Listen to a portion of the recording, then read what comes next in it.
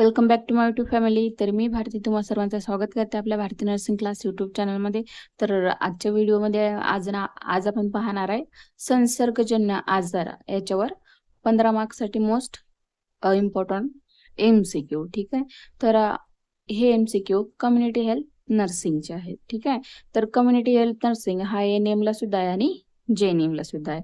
तर दोन्ही स्टुडंटना हे MCQ जे आहेत हे महत्त्वाचे आहेत. ठीक आहे. तर आतापर्यंत तुम्ही जर आपल्या चॅनलला सबस्क्राईब केलं नसेल तर लगेच करून घ्या. सोबतच बेल आयकॉन घंटीला सुद्धा प्रेस करा आणि प्लीज व्हिडिओला स्किप न करता शेवटपर्यंत नक्की बघा. हे तुमच्यासाठी खूप महत्त्वाचे MCQ आहेत. आता येणाऱ्या 21 तारखेपासून ANM फर्स्ट इयरचे पेपर सुरू आहेत, होणार आहेत, सेकंड इयरचे पण. ठीक आहे. तर व्हिडिओला स्किप न करता व्हिडिओ शेवटपर्यंत नक्की बघा. हे MCQ तुमच्यासाठी खूप महत्त्वाचे आहेत. तर सुरू करूया. तर पहिला जो प्रश्न आहे आपला तो म्हणजे क्षयरोग, TB, ट्युबरोलोसिस हा आजार कोणत्या जीवाणूमुळे म्हणजेच बॅक्टेरियामुळे होतो? ऑप्शन मध्ये आहे व्हिब्रिओ कॅलरीज, ब मायक्रोबॅक्टेरियम ट्युबरोलोसिस आणि क सॅल्मोनेला टायफॉइड आणि प्लास्मोडियम हे याचे ऑप्शन आहेत. तर क्षयरोग, TB हा आजार कोणत्या जीवाणूमुळे होतो? तर याचं आन्सर जे आहे ते ब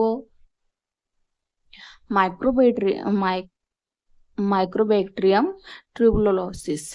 ठीक आहे. हे याचं आन्सर आहे, मायक्रोबॅक्टेरियम ट्युबरोलोसिस. त्याच्यानंतर नंबर 2, राष्ट्रीय क्षयरोग दूरीकरण कार्यक्रमाअंतर्गत नीट TBच्या रुग्णांना पूर्ण उपचारांसाठी कोणती पद्धत वापरली जाते? आता जे राष्ट्रीय क्षयरोग दूरीकरण कार्यक्रम आहेत तर त्या कार्यक्रमाअंतर्गत आता नीट TBचे रुग्ण आहेत तर ते रुग्ण पूर्ण उपचारासाठी त्यांना कोणती पद्धत वापरली जाते? तर ऑप्शन मध्ये आहेत MTD, दुसरा आहे DOOS, ORS थेरपी आणि आयसोलेशन थेरपी.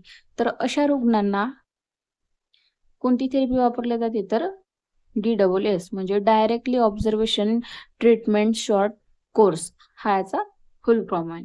व त्याच्यानंतर नंबर 3, तर हिवताप म्हणजेच मलेरिया हा आजार कोणत्या डासाच्या चावण्यामुळे होतो? ऑप्शन मध्ये आहे एडास इजिप्ता, मादी डास, अॅनोफिलास मादी डास आणि क्युलेक्स डास यापैकी काही नाही. तर हिवताप म्हणजेच मलेरिया हा आजार, याचा आन्सर आहे अॅनोफिलास मादी हा डास चावल्यामुळे मलेरिया हा आजार होतो. ठीक आहे. तर याचं आन्सर आहे अॅनोफिलास मादी डास. त्याच्यानंतर नंबर 4, तर डेंग्यू आणि चिकनगुनिया या जीवाणूच्या आजाराचा प्रसार कोणत्या डासामुळे होतो? डेंग्यू आणि चिकनगुनिया या विषजन्य जो आजार आहे याचा प्रसार कोणत्या डासामुळे होतो? ऑप्शन मध्ये अॅनोफिलस मादी डास, इजिप्तची मादी आणि क्युलेक्स व मोसोनिया डास. तर याचे आन्सर आहे एडिस इजिप्तची मादी डास. ठीक आहे. त्याच्यानंतर आहे नंबर 5. कुष्ठरोग, लॅप्रोसी या संसर्गजन्य आजारावर उपचारासाठी कोणती औषध प्रणाली वापरली जाते? आता कुष्ठरोग जो आहे ते तर या आजारावरील उपचारासाठी कोणती थेरपी वापरली किंवा औषध वापरले जाते? तर ऑप्शन मध्ये आहे DOTS आणि MTD व ART म्हणजे अँटी रेडियल थेरपी. त्याचा आन्सर आहे MTD. ठीक आहे. त्याच्यानंतर आहे नंबर 6, एड्स हा आजार कशामुळे होतो आणि त्यांच्या उपचारासाठी कोणती औषध वापरली जाते? आता एड्स हा कशामुळे होतो हे तर सर्वांना माहिती आहे, पण याच्यावर कोणती औषधे वापरली जाते हे आपण याच्यामध्ये पाहणार आहे. तर ऑप्शन मध्ये बॅक्टेरियामुळे डोस औषधे, त्याच्यानंतर HIV विषाणूमुळे ART म्हणजे रेडियल थेरपी औषधे हे वापरली जातात आणि त्याच्या प्राझोल क्लोरीन औषध. तर याचा आन्सर काय आहे?